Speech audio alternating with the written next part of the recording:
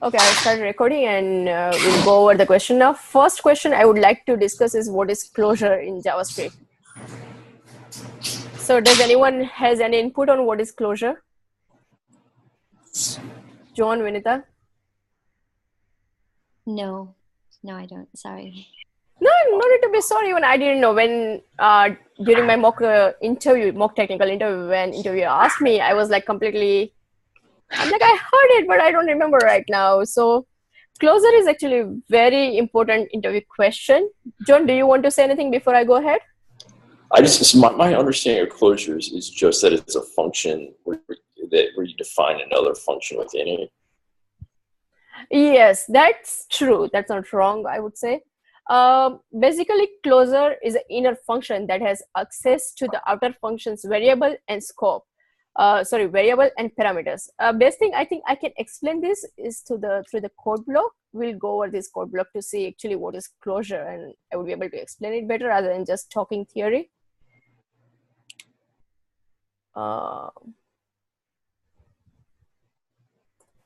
Let me just delete all this stuff.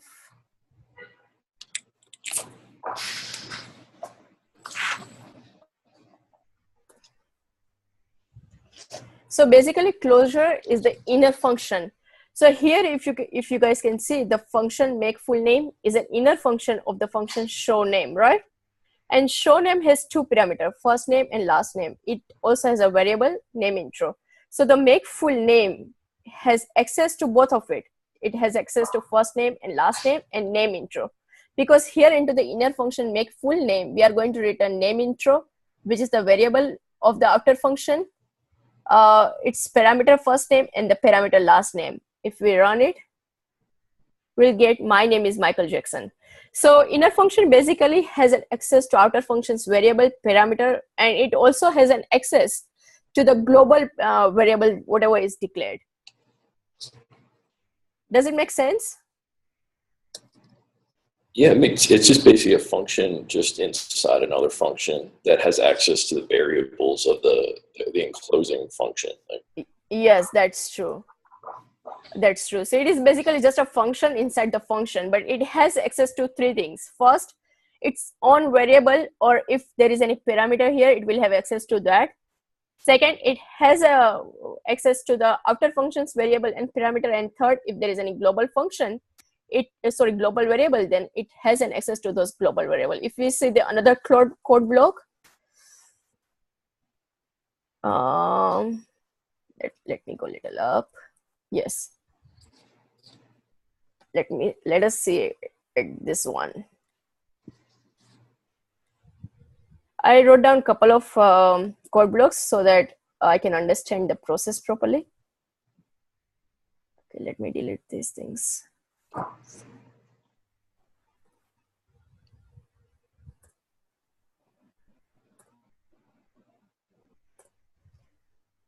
Okay, so here also last name, as you guys can see, the last name is the inner function, so it is a closure.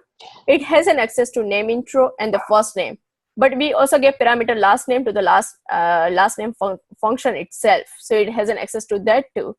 And if you see here MJ name, we are just calling with the one parameter Michael, which is for the celebrity name, and we are going to invoke this MJ name function later on with the Jackson. So the point of this particular code block is, even after we have already asked or already called our celebrity name with the Michael, and it has already returned the last name, it has already returned this function, we can again call the inner function with the parameter that it has asked for, which is last name.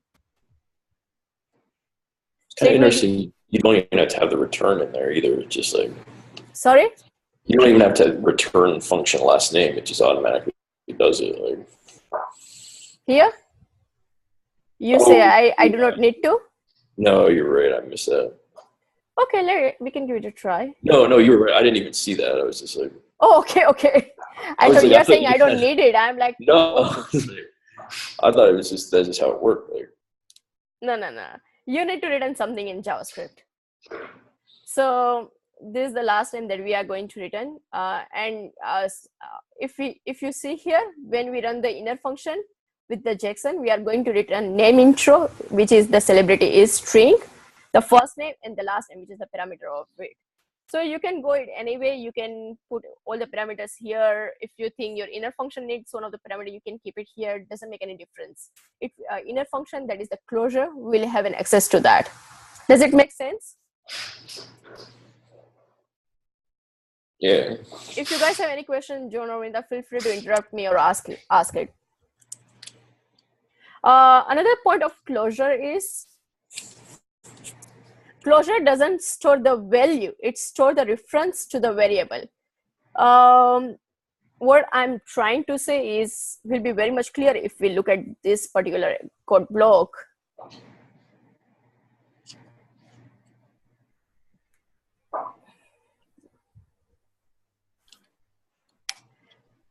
So it will not store the value, it will just store the reference. So if you look over here,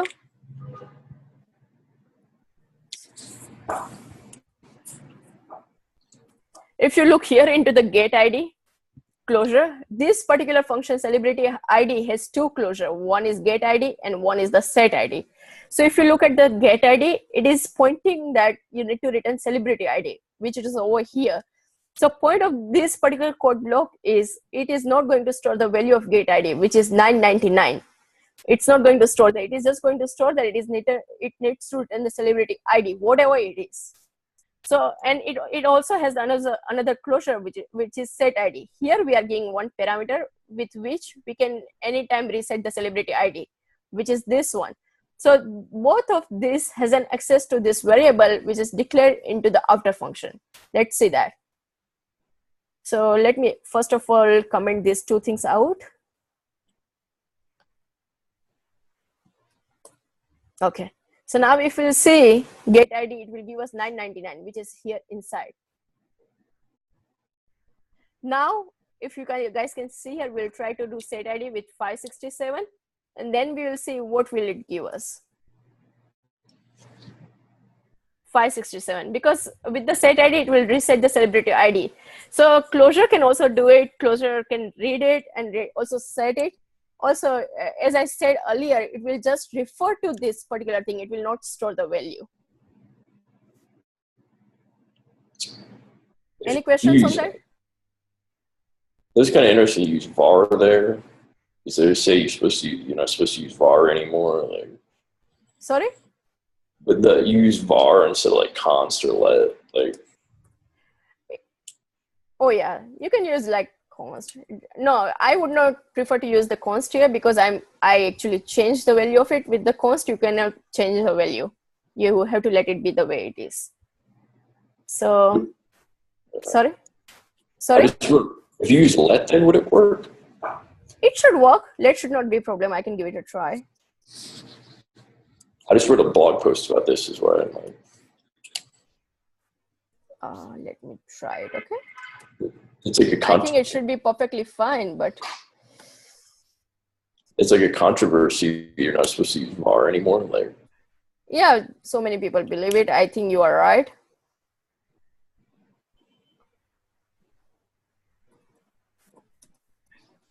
I don't know. Is that John?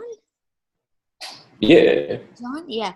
Okay. I don't know. This morning I had my review with my JavaScript review with Luke, and he insisted that I put in like var. Oh, that's interesting. Oh, really? Yeah, because I didn't have anything on my. I mean, of course, if you don't mention like var, then it's a global variable. If you don't mention var, and he insisted that I put in var. Like I even tried putting in let, but he wasn't comfortable with that. He like took that out and he replaced it with var. I think that's interesting to know. I mean, I just wrote a blog post about this and they put it on dev. I got a bunch of likes on Twitter about it. And I think you're like, Kyle Simpson says you're supposed to use like var in this situation, but like most people think let is better because var is like, you can reassign it and do wacky stuff like that. And like let like has function scope here too, I think. Like, right, I use let like in a for loop and things like that. Could you send me the link of that article that you read? Yeah, I wrote it. Oh, you wrote it. Okay, great. Awesome. Okay. Yeah, in this particular case, even if you use let or var, it gives you the same result. It doesn't make any difference. But I guess you cannot use the const because you are going to change the value of celebrity ID. That's what I heard. Yeah. There is a message. Oh, it's on. Oh, thank you for the blog link. Okay, we'll look into it, but let's go here. Now okay, there is one more thing of the closure that I would like to discuss. Closure doesn't work properly with the for loop as we expect. There are some ways that you can modify the function and it will give you the result, but let us see at this particular code block. So for this particular thing, I would prefer to show you here. Where is that Python? I'm not sure if you guys have heard it. It's very famous for the closure with the for loop. Does anyone know about it? I do. I just had a friend the other day who used this to actually explain. There was this for loop that he was using that was a little bit complex. So he used this to explain it to me. And yeah, I actually, frankly speaking, didn't know about it until unless I did full research on closure and realized that there's the biggest issue on closure. But let's see, what does it do? Reference B, where is the problem here? Oh. So right now, we'll just try to see this console log thing. I'll just directly jump to the last one. And it say 1 or 3. If you guys look here, what we are trying to see is the number 0. I think I can explain it better if we try from the first. So what we are trying to do here, it's a for loop with the array, the celebrities. And we are trying to set the ID property of its object with the unique ID plus whatever the I is. I value will change, like it's 0, then it will do I plus plus till I is less than the celebrity dot length. Does it make sense? Yep. Okay. So technically what we think that if we try to access the zero index object on the 0 index of celebrities, it should be 101, right? Because 100 plus, sorry, it should be 100, right? 100 plus 0, it should be 100. And it should be 101 and 102. That's how it should set. But if you look here, how does it work? Here, if you look now into the next step, the celebrities are 0, 0, 0. ID is 0 because that's what we wrote here, right? ID is 0, 0, 0. Now we'll see what does it store for the ID when it runs the for loop.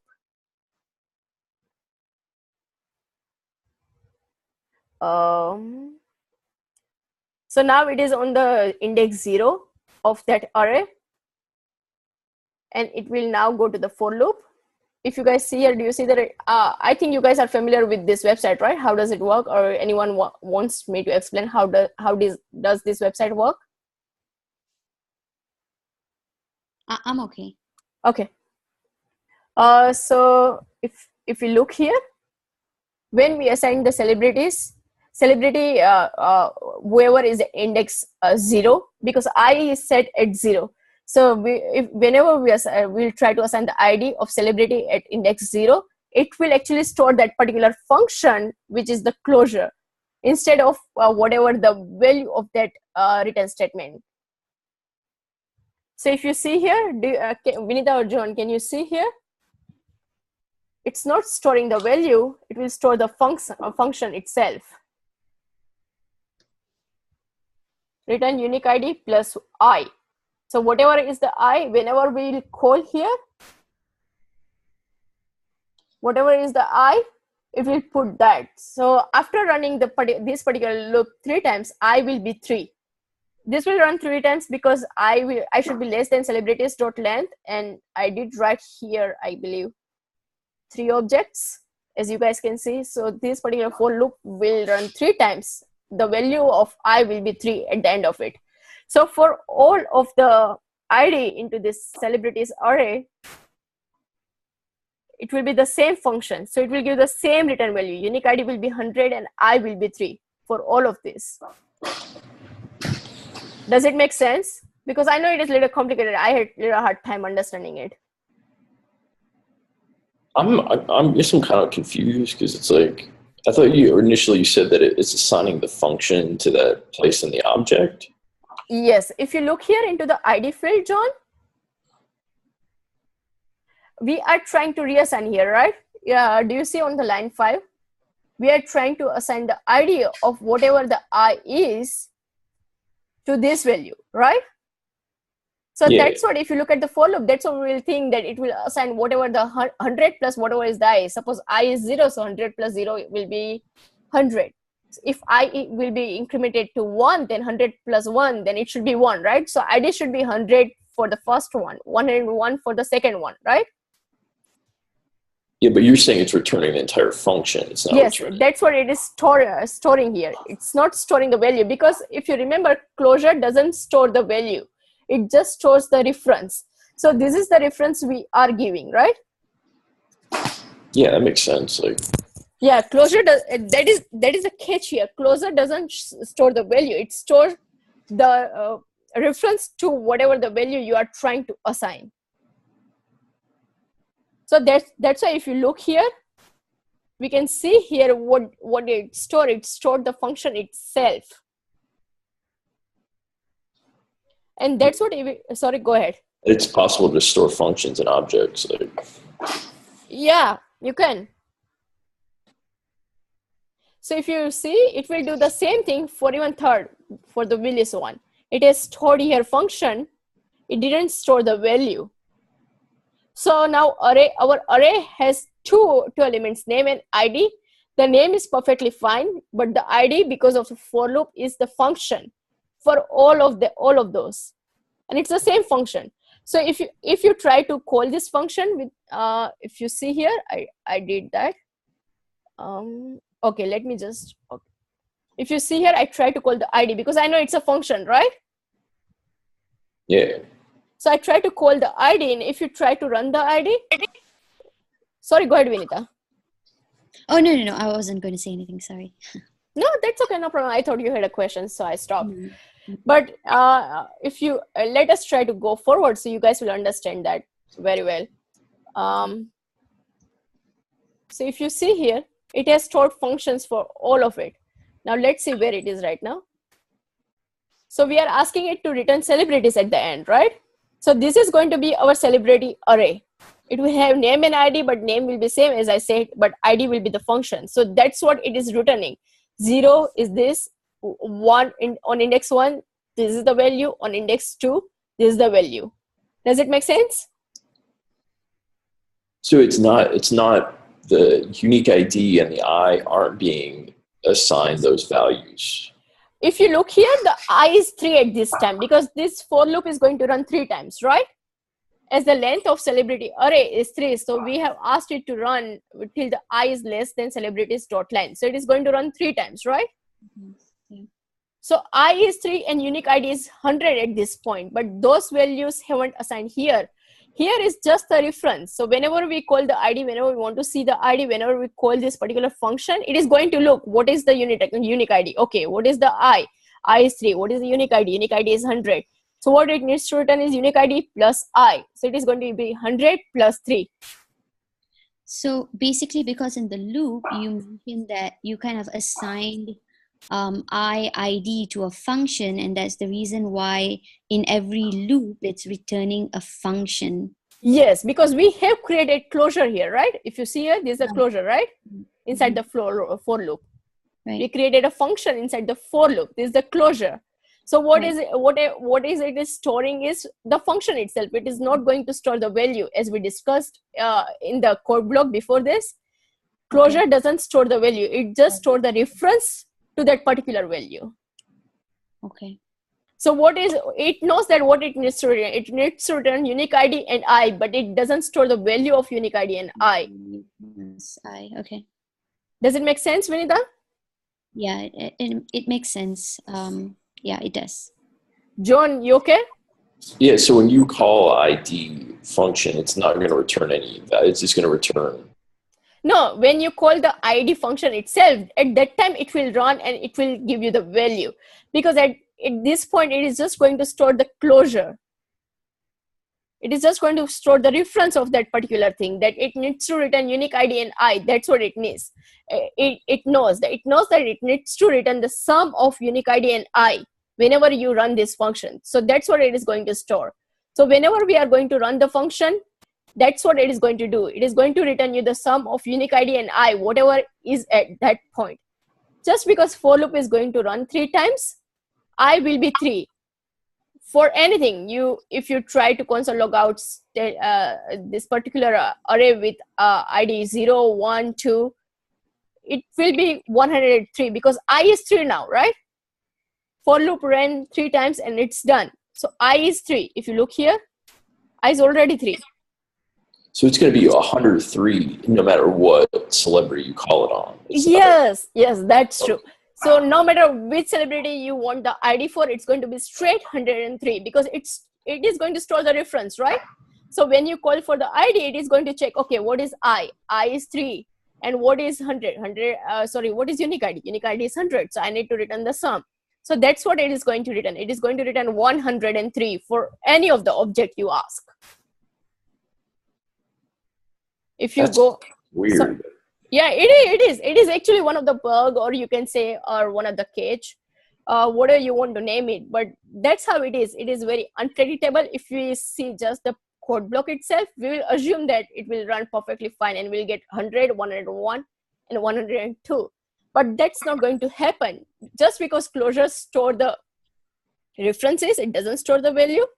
It's not going to do that. Whenever we call for the ID function, at that time, it will check what is the value of I and what is the value of unique ID itself.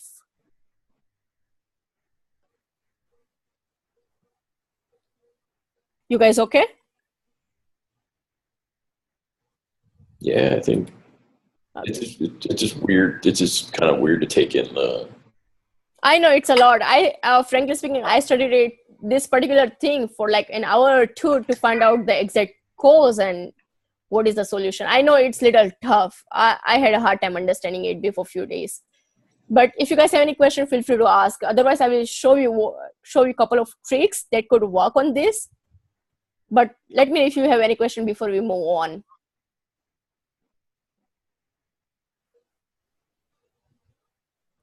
Vinita, John, you both okay? I'm okay to. Yeah, I'm okay to move on. John, you okay? Yeah. Okay. So let me share another code block with you.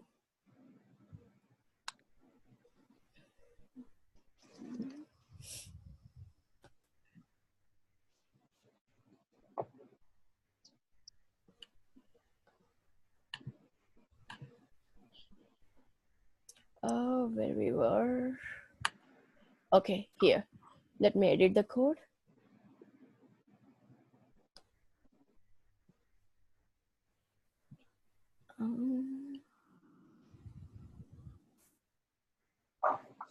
Let me clean it up. It's just typo because of the text.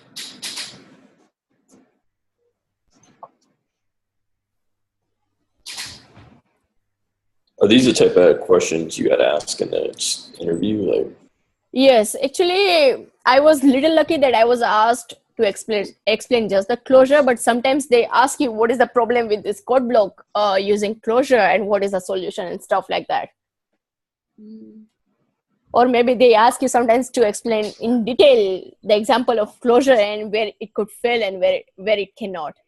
Wow. Okay. Yeah, it depends on, I guess, interviewer. Right. Or maybe the company, what are their policy for the interview and what they would like to ask. So I wonder if I'll be able to record my interview and I can kind of pull some of those questions out. Yeah. Sorry? I wonder if I'll be able to record my interview on Friday and then maybe I could. Oh, if you can, then that's really nice. That's what I was thinking, to record my interviews, just to kind of like look at our mistakes again, when we have free time. Yeah. Yeah, so let's look here. In this particular thing, what we are doing, if you guys see, it is the same function, just modified a little differently. Oh, okay. I think I just have 10 more minutes left. I didn't know that I need to go for the paid account, but I guess we'll try to cover this thing and then we'll see next week. Is that fine? Yeah.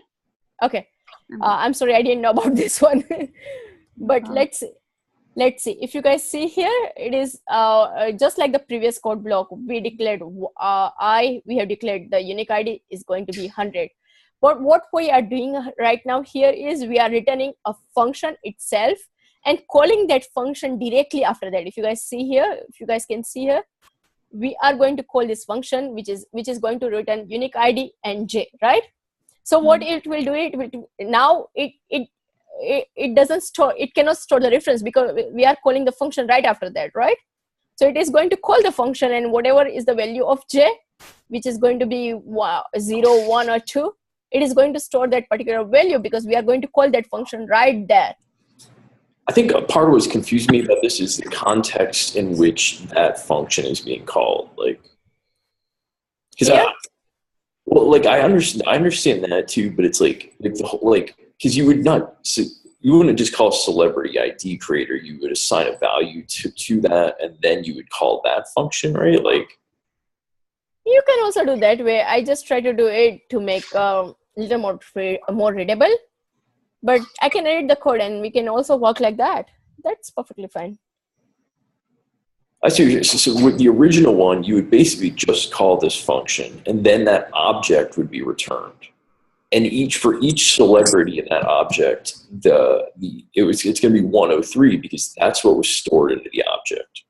Yes, because at that time we were not invoking the function, right? Yeah. Now we are invoking the function right after the function, we defined the function. So we are going to invoke it. What happens when you invoke this function? This is a function that we used to get right into the previous code block. This is what it used to store for the ID of any of the celebrity. But here, after it will store, right after that, we are invoking the function. What happens when you invoke the function? When you invoke the function, it gives you the result, right? What is the return value here? Unique ID plus j, right? So you are invoking function right here. You are not going to invoke function here. You are going to invoke the function right here. And it's just going to return the right ID. So then the object is going to yes. That's why it will have here, what it will have here is the unique ID. Suppose for celebrity on index 0, it will have 100, right? Because unique ID is going to be 100 and j is going to be 0.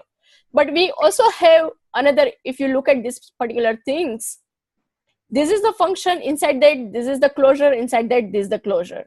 This is the closure, inside that this is a closure, right? So it's a function inside the function inside the function, right? Right. So we are going to invoke this function, but this is also another function that we have defined. It is asking for the value of j. What is j? J is I. So we are going to invoke that function here with the value of I, whatever it will be. If into the first phase, I will be 0. So this will be 0. We are going to invoke that with the 0. This is just about invoking the function after you get some value. I'm sorry, do you mind, could you scroll to the right a little bit so I can see the entire code, or kind of like... Sure. But these are mostly comments, but I can scroll. Or make it bigger, maybe you could... I can try. I'm not sure. Oh, yeah. Expand it a little bit. Okay. Does this work now? Yes. Okay. So here we are returning a function, right? And we are going to call that function right after that. But we have another function here. To assign the celebrity ID, we have another function. So we are also going to call that function here with the parameter of j. What is j? J is I. Whatever the value of I is the value of j. So to me, what's going to happen is the first function, or the larger function, is going to call the inner function. And to me, Yes. This is basically assigning each ID to the celebrity and then calling that object. It's then calling celebrity.id. So if you called celebrity ID creator, it's going to actually return then each object. Yes, correct. Do you want to see the array after the for loop like we did previously? Yeah. Let's see that. I hope we'll not short the. Okay, I do need to. So That's you guys fine. can see. Okay, is this good? Mm-hmm. Okay, so this is just a first step. I'm trying to forward a little bit because we don't have much time. We'll go till it reaches the for loop. Okay, now it is at the for loop. If you guys can see the red arrow, and now it is going to run the for loop. Mm-hmm. So what it is doing? What is our value right now? I is 0, j is 0, unique ID is 100, right? Right. At this point. Here, if you guys can see, here also we can see how many inner functions we have. This is the first one, right? The celebrities and unique ID. This is the another one. This is also the function inside it, which is our red arrow 8 right now, right? This return function, right? Mm-hmm. So what we got, just because we call the function right there, what was the return value we got? 100. So if you forward it a little bit, here also into the function about it, this function also return value 100 because we called that function right there, right? Does it make sense? Vinita, John? I know it is a little confusing. Feel free to ask questions. I know it is a little confusing. Don't worry. If I try to go back a little bit, let me try to explain you very well. So at this point, we are on this particular line number 6, right? What we are saying is into the last loop of our closure. What we are saying, the loop that is the inside, right? This is the last loop of last function of our inner function. What we are saying, return this particular function, right? And what is it going to return? It is going to return unique ID plus j. And right after that, into the next line, we are going to call that function. We are going to invoke that function, right? And when you say invoke that function, which function are you referring to? This on line 6. Okay. Right? So technically, as we saw into the previous code block, what it should store? It should store this much, right? This much, right? Right. That's what happened last time because we didn't call or invoke that function, right? Right. So it didn't give us back a value. Yes, correct. There you go. So it didn't give us back value. We didn't call that function. Here in this particular thing, we are calling the function here right after that, right? Right. So it is going to store the value. It is not going to store the function. Okay. So if you forward it a little bit, if you see here, Vinita or John, return value is 100, right? Because we called that function. And that's what we asked, to return us unique ID plus j. Unique ID at this point is 100. J is 0, right? Right. So return value will be 0 because we called that function right there. So it cannot store the value. It will have, it cannot store the function. It will have a value. After that, into the next line, we are going to invoke this function because we need the final value, right? And where are you invoking that? Here on line 9. If you see here, Vinita or John, on line 5th, we have said that this particular function will have a parameter, right? It needs a parameter to invoke. So if you see here on line 9, we are passing on parameter, which is I. So whatever the value will be I, we are passing that on. So into the first loop, the value is 0, right? So we are passing the 0. To call the function, if it has a parameter, you need to pass on the parameter. If it doesn't have a parameter, you can just invoke like this, right? But this particular function has a parameter. So we'll pass the parameter here, which is I. Immediately invoke the function passing the I variable as a parameter. We are doing the same thing that we did here, invoking the function. Because ultimately what we want is the value for this, not the function. Does it make sense?